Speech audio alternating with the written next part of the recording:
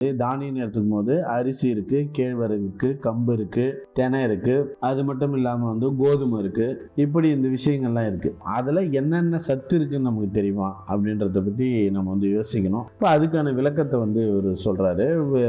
அதாவது தானியத்தில் வந்து பெரும்பாலும் வந்து மாவுச்சத்து இருக்குது, ஸ்டார்ச் என்று சொல்லக்கூடிய மாவுச்சத்து இருக்குது, கார்போஹைட்ரேட் இப்போ இருக்குது கார்போஹைட்ரேட்னு சொல்கிறாங்க.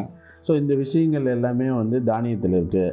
அதில் எந்தெந்த தானியத்தில் எவ்வளவு விகிதம் இருக்குது, எப்படி இருக்குது அப்படின்றத பற்றியும் அறிவியலாளர்களுடைய ஆய்வின் அடிப்படையில் நான் எழுதியிருக்கேன் அப்படின்னு சொல்கிறாரு.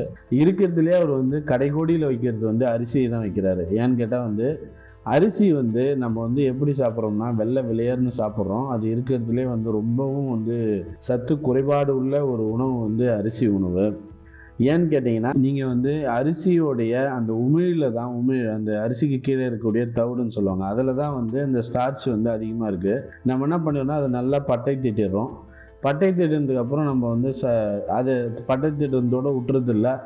அதை என்ன பண்ணுறோன்னா எடுத்துன்னு வந்து வீட்டில் வந்து சமைக்கிறதுக்கு முன்னாடி 2 முறை 3 முறை 4 முறை வந்து அதை வந்து கழுவுறோம். கழுவி ஊற்றிட்டு அதுக்கப்புறம் என்ன பண்ணுறோன்னா அந்த சாப்பாட்டை வந்து திரும்ப வந்து உலையில் போட்டு அதை வந்து திரும்ப வடிக்கிறோம். வடித்து கஞ்சி தண்ணியாக போயிட்டு கடைசியில் வந்து ஒரு சக்கையை தான் வந்து நம்ம சாப்பிடக்கூடிய சூழல் இருக்குது.